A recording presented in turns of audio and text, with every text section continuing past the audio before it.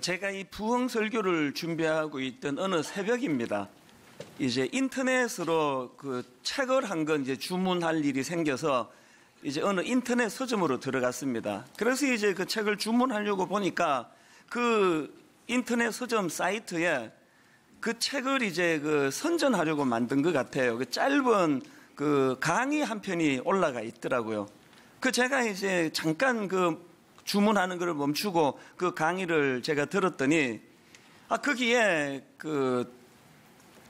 달콤한 인생이라는 영화에 나오는 짧은 나레이션 한 편을 거기다 소개를 하는데, 제가 그 짧은 나레이션이 그날 제 마음을 먹먹하게 만들었습니다.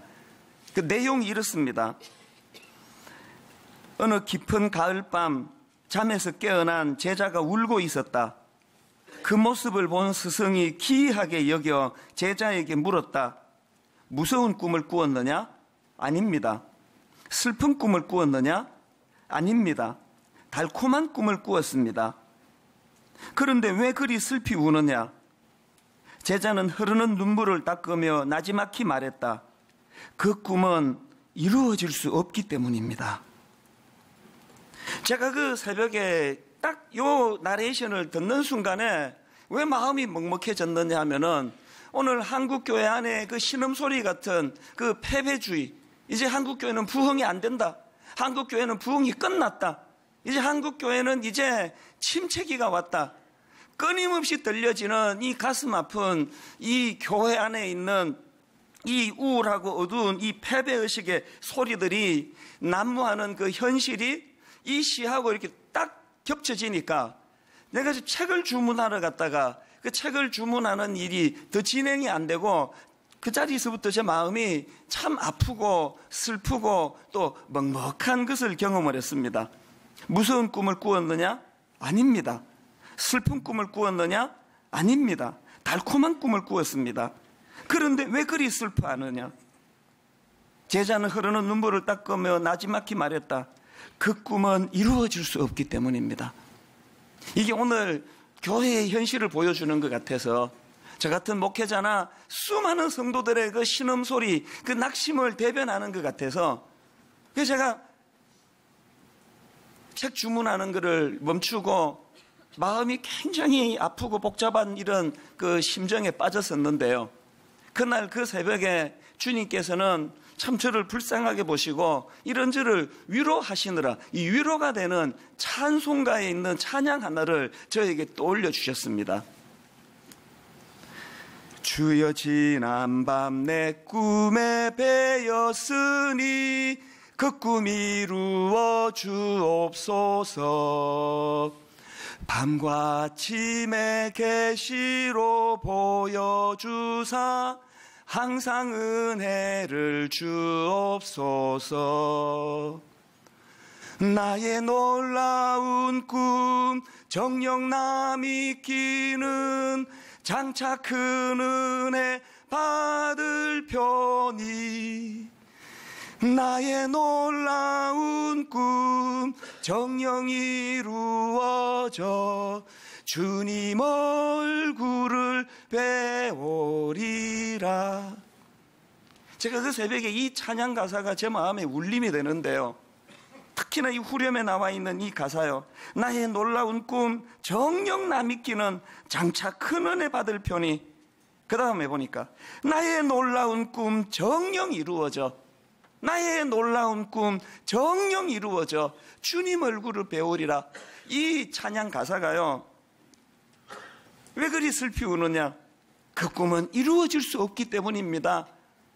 그 눈물을 흘리는 제자의 모습하고 이 찬양 가사가 겹쳐지면서 그날 제가 많은 생각을 했습니다. 저는 그 새벽에 하나님이 저에게 주셨던 그 은혜, 이 뜨거운 마음을 담아서 오늘 말씀으로 풀어내기를 원하는데요. 오늘 본문 말씀을 보면은 이 배경이 이렇습니다. 이스라엘 백성들이 이제 바벨론의 포로로 끌려가는 비참한 역사를 경험하는데, 하나님의 기적 같은 은혜로 이제 해방이 돼가지고 자기 조국으로 귀환하는 꿈 같은 일이 벌어집니다.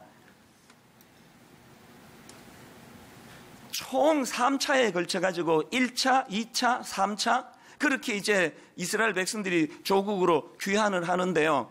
오늘 본문은 그 중에서 이제 제사장입니다. 이 지도자 에스라 제사장을 중심으로 한 2차 귀환, 이 두 번째 귀환하는 백성들에게서 일어난 일들을 지금 담고 있는데, 거기에 지금 엄청난 부흥 운동이 일어난 것입니다. 그 왜 이런 일들이 필요했느냐? 에스라 9장 1절 2절 한번 보십시오. 이 일 후에 방백들이 내게 나와 이르되 이스라엘 백성과 제사장들과 레위 사람들이 이 땅 백성들에게서 떠나지 아니하고 가나안 사람들과 헷 사람들과 브리스 사람들과 여부수 사람들과 안몬 사람들과 모압 사람들과 애굽 사람들과 아모리 사람들의 가정한 일을 행하여 그들의 딸을 맞이하여 아내와 며느리로 삼아 거룩한 자손이 그 지방 사람들과 서로 섞이게 하는데, 귀환한 제사장 에스라에게 너무너무 가슴 아픈 이야기가 들려지는 거예요. 귀환한 이스라엘 백성들이, 하나님의 선민이라는 그 사람들이 그 악한 이방인들에게 참 생명의 빛을 가지고 소금과 같은 역할을 해서 악한 그들을 회복시키는 게 아니라, 도로 이스라엘 백성들이 그 수많은 이방인들의 악한 행실에 영향을 받아가지고 그렇게 지금 타락하고 변질된 그런 짓을 하고 살아간다는 겁니다. 이제 이런 것들로 시작해가지고 이제 어떤 부흥 운동이 일어나는가를 쭉 담고 있는 게 이제 이 에스라서인데요. 저는 오늘 본문 말씀을 이렇게 묵상을 하다가 깨달은 게 뭐냐 하면은요, 이 부흥과 관련해서 뭘 깨달았느냐 하면, 이 부흥이란 것은 이 영향력 확산의 문제라는 겁니다. 무슨 말씀인지 아시겠습니까? 지금 이스라엘 백성들이 하나님의 택한 백성으로서의 그 힘을 다 잃어버려가지고 세상에게 영향을 미쳐야 될 그들이 악한 세상의 영향을 받아가지고 타락하고 변질하고 있는 그 상태로부터 자각과 회개와 각성이 일어나니까 부흥이 어떤 형식으로 일어납니까? 그 악한 이방인들로부터 흘러오던 영향력의 고리는 끊어버리고 대신에 하나님이 기뻐하시는 일들을 행할 수 있는 하나님의 영향력이 유입되는 거, 이게 부흥운동입니다. 하나님의 백성이라고 하는 사람들이 이방인들과 통혼을 하고 그 과정에서 그 악한 이방인들의 행위를 무분별하게 받아들이고 있던 그 상태가 청산되는 거. 그래서 저는 정말 우리가 부흥을 꿈꾸고 부흥을 사모한다면 로마서 12장 2절 말씀이 구현되는 거, 이게 부흥이라 생각합니다. 너희는 이 세대를 본받지 말고 오직 마음을 새롭게 함으로 변화를 받아 하나님의 선하시고 기뻐하시고 온전하신 뜻이 무엇인지 분별하도록 하라. 이 로마서 12장 2절 말씀이 회복되는 차원에서의 부흥이 일어나게 되기를 바랍니다. 그래서 저는 오늘 이런 맥락에서 이제 이 본문 말씀을 좀 살펴보기를 원하는데요. 부흥이라는 것은 악한 영향력의 고리를 끊고 선한 영향력의 회복이 일어나는 그것이 부흥이라고 한다면, 저는 오늘 이 선한 영향력 확산 차원에서의 이 부흥을 위한 세 가지 대안을 좀 정리를 해보았습니다. 자, 첫째로요, 여러분, 선한 영향력이 확산되는 부흥이 일어나기 위해서는 이 본질의 회복이 필요하다. 이 본질의 회복. 지금 우리가 살펴보고 있는 이 에스라서는 총 10장짜리로 구성된 성경이에요. 그런데 1장부터 6장까지가 에스라서의 전반부고요, 7장부터 10장까지가 에스라서의 후반부예요. 1장부터 6장까지는 아까 제가 3차에 걸쳐서 귀환이 일어났다 그랬는데요, 1장부터 6장까지에는 1차 귀환, 지도자 스룹바벨의 그 지도력이 나타났던 이 1차 귀환의 모습이 담겨져 있고요.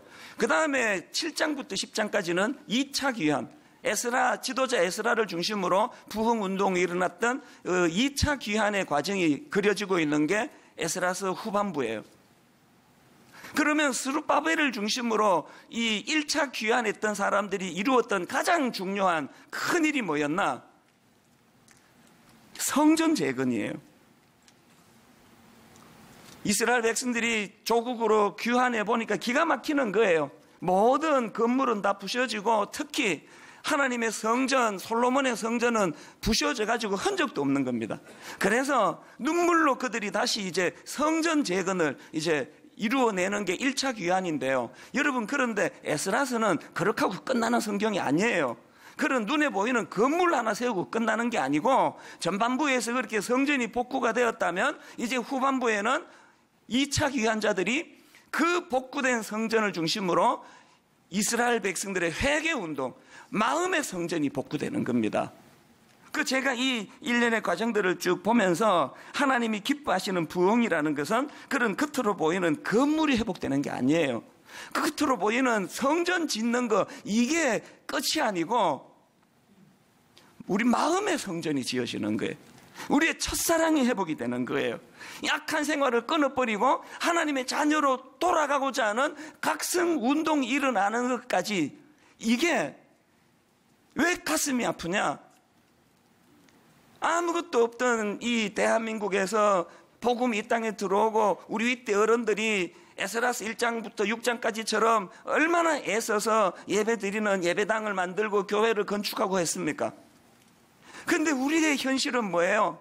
6장에서 이 진도가 잘 안 나가는 거 아닙니까? 건물까지는 다 잘 지었는데 그 지어진 예배당 안에서 우리 마음의 각성이 일어나고 우리가 어찌할꼬 탄식하면서 이 약한 세상의 영향력 아래 노출되어 있는 우리를 자각하고 가슴을 찢는 일들이 잘 일어나지 않는 것, 이 비극 아닙니까? 지난주에도 말씀드렸지만 2006년도에 있었던 평양 대부흥 100주년을 맞이해가지고 모든 교회들이 부흥을 그렇게 갈망했는데 상암 경기장에 수만 명의 사람들이 모여서 하루 종일 금식하며 울부짖으며 부흥을 달라고 기도했는데 왜 하나님이 기뻐하시는 부흥이 안 일어났다고요? 부흥은요, 그런 일회성 이벤트로 일어나는 게 아닙니다. 부흥은 그런 이벤트로 일어나는 게 아니라 시끄럽고 왁작지근한 그곳에서의 부흥이 필요한 게 아니라 우리 각자 심령 속에 소리 없이 조용히 내가 이대로는 안 되겠다, 내 이렇게 살아서는 안 되겠다, 각자 개개인의 조용한 각성에서부터 부흥이 시작되는 거 아닙니까? 영적인 부흥은 그렇게 어마어마하고 막 온 세계를 뒤집어 놓고 그렇게 외쳐서 되는 게 아니에요. 아주 작은 거, 내가 그리스도인으로서 이렇게 게으르게 살면 안 되겠다, 하루하루 그냥 밥이나 축 내고 그저 내 자식 무슨 대학 가야 되는 거에만 온 관심이 집중돼 있고 내가 이렇게 가치 없이 살면 안 되겠다, 내가 좀 더 가치 있는 인생이 돼야 되겠다, 이 작은 자각에서부터 부흥이 시작되는 거 아닙니까? 사업하시는 분, 대한민국에서 거짓말 안 하고 어떻게 사업을 해?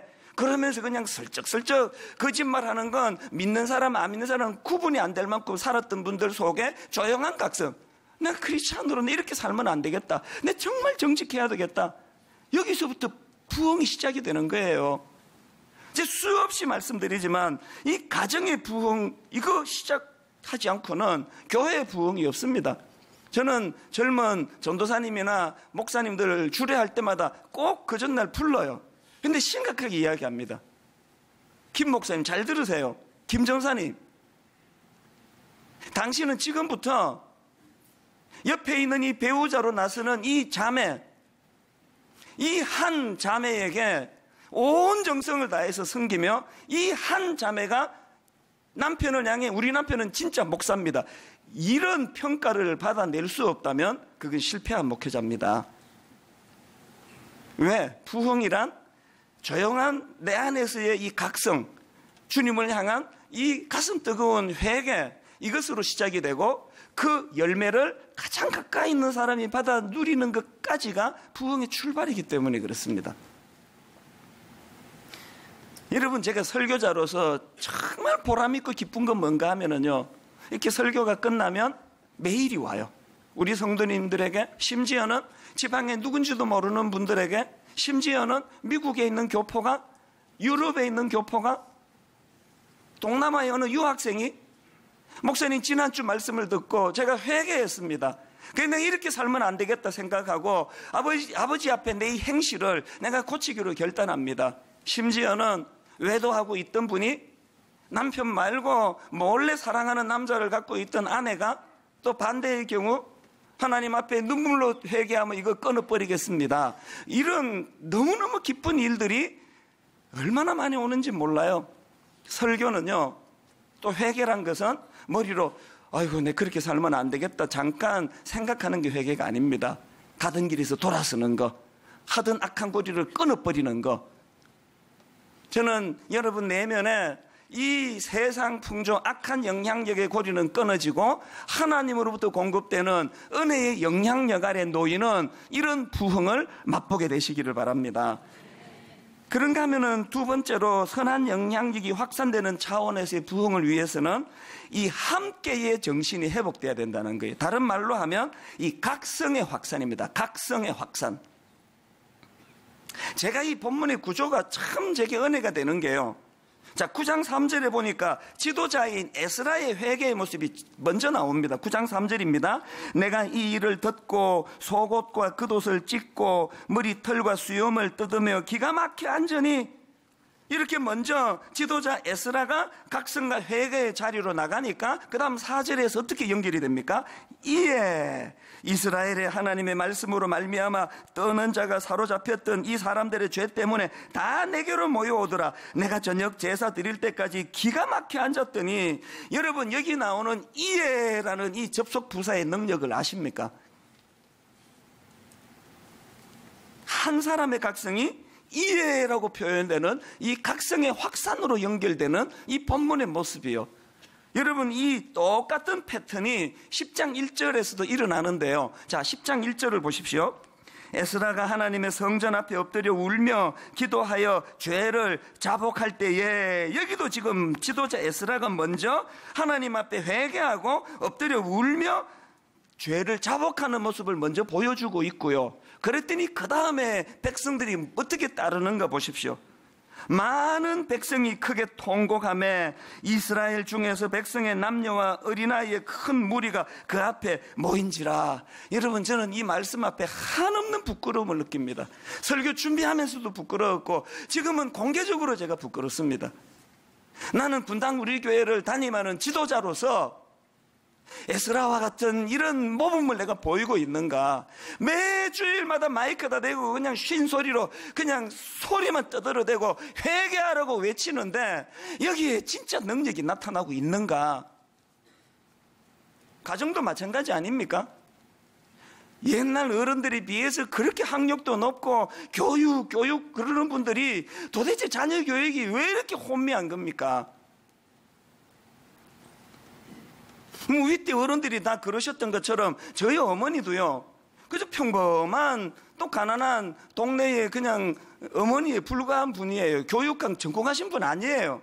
그러나 여러분 내 삶은요 그런 평범한 것 같지만 그 어머니의 영향력 아래에서 한 번도 벗어나 본 적이 없습니다. 그런 극심한 사춘기 중에서도요 한 번도 내가 담배를 펴봐야 되겠다 그런 생각은 꿈에도 해본 적이 없습니다.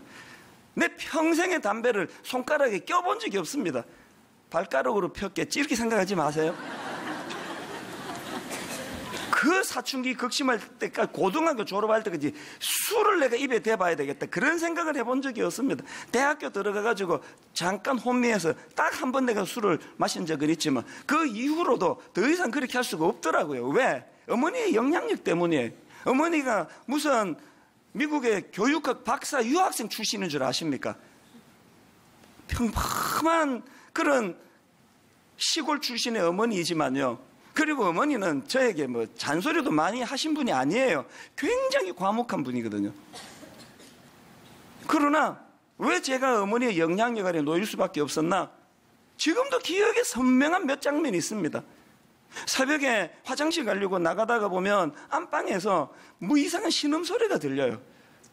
깜짝 놀랄 일 아닙니까? 이게 뭔가 해서 문을 빼꼼히 열어보면은 그 새벽 4시 이런 시간에 담요를 이렇게 둘러서시고 그 어머니들 기도하시면 이렇게 몸을 끄덕끄덕 하시잖아요. 기도하고 계시는 거예요. 그 이른 아침에. 그리고 옛날 어른들은요, 그 기도할 때 이 발음을 똑바로 안 해요. 이제 이 내용이 옆에 사람 들릴까봐 그러는지는 모르겠는데, 이래가지고 이게 뭔 소리인지 거의 식별이 안 돼요.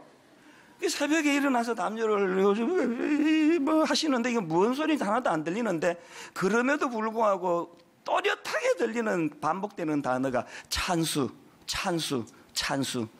여러분, 한만 철없는 그 중학생이라고 하더라도요, 지금 이게 어떤 상황인지는 눈치채거든요. 어머니가 지금 나 위에 기도하고 계시는구나. 그런데 제가 그날 낮에 어디 가서 담배 피고 오겠습니까? 여자랑 못된 짓 하겠습니까? 지금까지도 어머니의 영향, 어머니가 원래 92세십니다. 여전히 기도하고 계시거든요. 성도님들도 내가 무섭지만요, 난 우리 어머니 기도에 실망시키는 자식이 되고 싶지 않습니다. 하나님은 말할 것도 없지만요. 오늘 왜 이렇게 자녀 교육이 어렵습니까?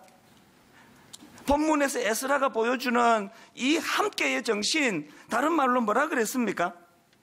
이 각성의 확산, 이게 어떻게 가능했나? 에스라가 그냥 타락한 백성들 운동장에 모아놓고 교장 선생님 훈시하듯이 정신 차리라고 소리 지른 그런 교육이 아니었습니다. 지도자인 그가 먼저 가슴을 찢으며 하나님 앞에 통곡하며 회개의 역사를 지도자가 먼저 보여주니까 백성들이 저절로 그렇게 따라오는 거예요. 저는 분당 우리 교회의 비극이, 한국 교회의 비극이 이런 에스라 같은 지도자가 없는 것 때문은 아닐까 많이 자책을 하고 있습니다. 여러분 가정에 각성의 확산이라는 진짜 부흥이 일어나기를 원하십니까? 부모님이 말로 훈계하는 교훈이 아니라 부모가 가슴을 찢으며 하나님 앞에 회개하는 모습을 자녀들에게 보여주는 교육이 일어나게 되기를 바랍니다. 여러분, 지난주에 제가 야곱을 사례로 이 부흥이란 것은 다름 아닌 이 나로부터 시작되는 것이다, 그것을 제가 설교를 해드렸다면요, 오늘의 포인트는 뭐냐?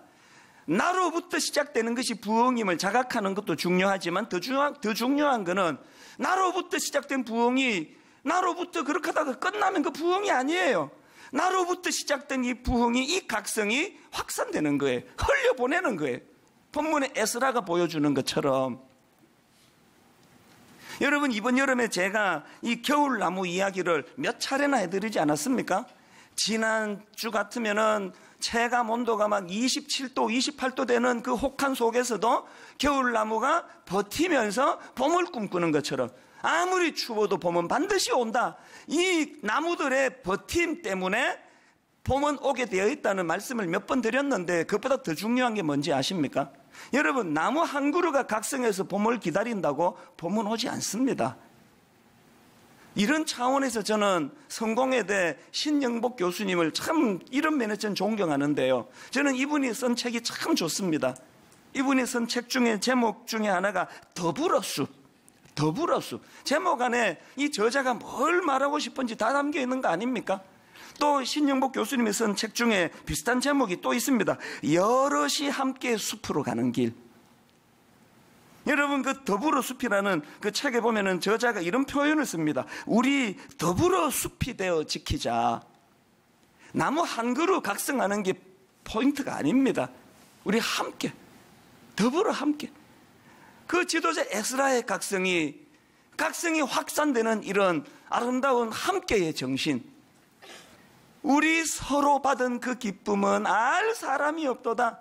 이 신앙생활의 묘미예요. 그러나 여러분, 그렇게 하고만 끝내는 게 신앙이 아니에요. 1차적으로 우리 서로 받은 그 기쁨에 우리는 주님과 나를 가리키는 우리지만 이 은혜를 받았던 우리가 해야 되는 것은 흘려보내는 우리예요. 너와 나 사이의 우리 서로 받은 그 기쁨, 이 기쁨까지 가는 것이 신앙생활인 줄로 믿습니다. 이거 기억하세요. 믿음은요, 1차적으로 주님과 나를 지칭하는 우리 서로 받은 그 기쁨은 알 사람이 없도다. 이것으로 끝나는 게 아니라 이 기쁨을 가진 자들이 이번에는 나와 너를 지칭하는 우리 서로 받은 기쁨은 알 사람이 없도다. 이 부흥이 일어나게 되기를 바랍니다. 마지막 세 번째로 여러분 선한 영향이 확산되도록 하기 위해서는 이 희망의 확산이 일어나야 되는 희망의 확산. 저는 오늘 본문 10장 2절 말씀이 너무 좋습니다. 엘람 자손 중 여히엘의 아들 스가냐가 에스라에게 이르되 우리가 우리 하나님께 범죄하여 이 땅 이방 여자를 맞이하여 아내로 삼았으나 그 다음에 이스라엘에게 아직도 소망이 있나니. 저는 이 한 구절을 한 주 내내 묵상했습니다.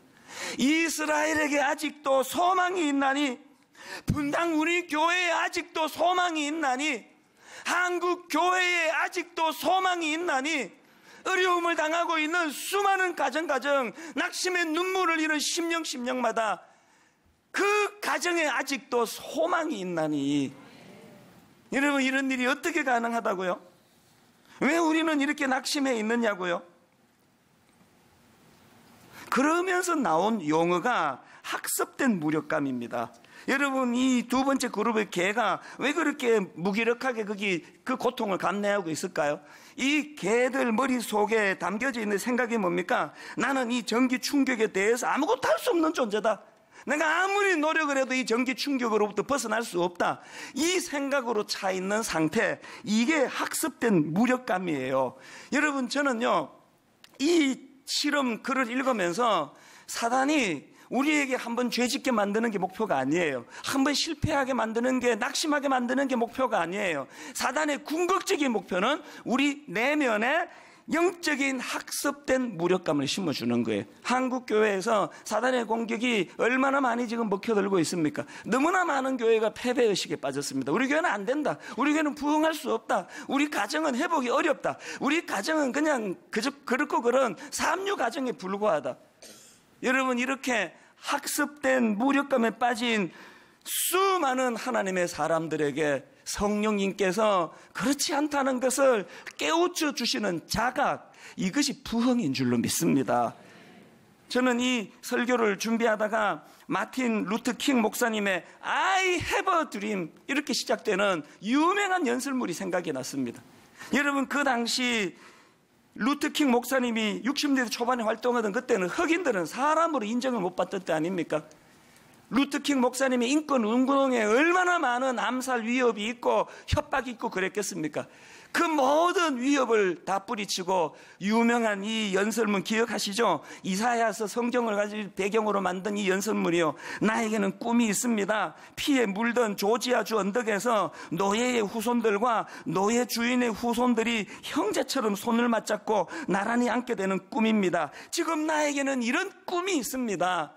오늘 이 본문의 말씀을 제가 묵상하고 또 그 심리학자 아히드만이 만들었던 그 실험, 학습된 무력감이라고 하는 그 실험을 제가 보면서 루터 킹 목사님이 생각났습니다. 왜 이 목사님에게는 학습된 무력감이 없었을까? 저는 분당 우리 교회 모든 성도님들이 또 제가 사단의 공격 앞에 노출되어서 만연해 있는 이 학습된 무력감을 떨쳐내는 은혜가 있기를 바랍니다. 정말 이런 은혜를 여러분이 원하신다면요, 이사야 43장 18절 19절을 잊으시면 안 됩니다. 그래서 이번 주에 암송 9절입니다. 이 말씀을 한번 묵상해 보세요. 외우는 게 목표가 아니에요. 깊이 한번 묵상해 보세요. 너희는 이전 일을 기억하지 말며 옛날 일을 생각하지 말라. 보라, 내가 새 일을 행하리니 이제 나타낼 것이라. 너희가 그것을 알지 못하겠느냐? 반드시 내가 광야의 길을 사막에 강을 내리니. 이 말씀이 왜 중요합니까? 부흥의 주체는 하나님이시기 때문이에요. 나는 무기력하지만, 나는 학습된 그 강아지처럼 어쩔 줄 몰라 하는 무기력한 존재지만 일하시는 하나님, 그런가 하면 정말 학습된 무기력감으로부터 벗어나기를 원하신다면 여러분, 오늘 기억해야 될 게 하나 더 있습니다. 10장 2절에 나오는 이스라엘에게 아직도 소망이 있나니, 이 말씀 바로 그 다음 나오는 3절을 보십시오. 곧 내 주의 교훈을 따르며 우리 하나님의 명령을 떨며 준행하는 자의 가르침을 따라 이 모든 아내와 그들의 소생을 다 내보내기로 우리 하나님과 언약을 세우고 율법대로 행할 것이라. 여러분, 정말 하나님이 일하시는 능력자심을 믿으신다면 그 하나님이 싫어하시는 일들을 청산하는 회개 운동이 일어나게 될 줄로 믿습니다. 그들이 통혼과 그 악한 이방인들의 행실에 영향을 받아 물들었던 그들의 행실을 회개하고 끊어내는 여기서부터 부흥이 시작된다고 한다면 분당 우리 교회 안에 회개 운동이 일어나게 되기를 바랍니다. 결론을 맺으려고 합니다. 이 부분은 다음 주일날 제가 다시 더 거론하게 될 텐데요. 이제 저는 다음 주일부터 좀 더 구체적으로 이 부흥의 요소들에 대해서 한 항목 한 항목씩 살펴보기를 원하는데, 우리가 기억해야 되는 게 뭡니까? 부흥은 주체자 되시는 하나님이 일하시는 것이다. 그래서 매 설교 때마다 스가랴 4장 6절 말씀, 이 말씀 읽어드리고 말씀을 마무리하겠습니다. 그가 내게 대답하여 이르되 여호와께서 스룹바벨에게 하신 말씀이 이러하니라. 만군의 여호와께서 말씀하시되 이는 힘으로도 되지 아니하며 능력으로 되지 아니하고 오직 나의 영으로 되느니라. 그가 내게 대답하여 이르되 여호와께서 스룹바벨에게 하신 말씀이 이러하니라. 만군의 여호와께서 말씀하시되 이는 힘으로 되지 아니하며 능력으로 되지 아니하고 오직 나의 영으로 되느니라. 다시는 우리 입술에서 여러분 그 울고 있는 제자가 했던 그 말, 무서운 꿈을 꾸었느냐? 아닙니다. 슬픈 꿈을 꾸었느냐? 아닙니다. 그런데 왜 그리 슬피 우느냐? 그 꿈은 이루어질 수 없기 때문입니다. 이런 신음소리가 우리 입술에서 나오지 않기를 주님 이름으로 축원합니다. 여러분, 우리 아까 제가 불렀던 그 찬송가 490장이요. 주여 지난밤 내 꿈에 배었으니 그 꿈 이루어 주옵소서. 나의 놀라운 꿈 정녕 남의 끼는 장차 큰 은혜 받을 편이. 아버지, 내 꿈은 이루어질 수 있습니다. 주님이 내 꿈을 이루어 주실 줄 믿습니다. 가사를 생각하시면서 이렇게 찬양합니다. 우리 주 예수 그리스도의 은혜와 하나님 아버지의 다함없는 사랑과 성령님의 감동, 감화, 위로, 교통, 충만하심의 역사가 오늘 주신 말씀 내게 힘이 되고 용기가 되어 악한 행실을 청산하고 하나님의 영향력 아래로 들어가 하나님이 주도하시는 부흥을 맛보기로 결단하며 예배하는 모든 주의 자녀들 머리 위에 지금부터 영원토록 함께 하시기를 간절히 축원하옵나이다. 아멘.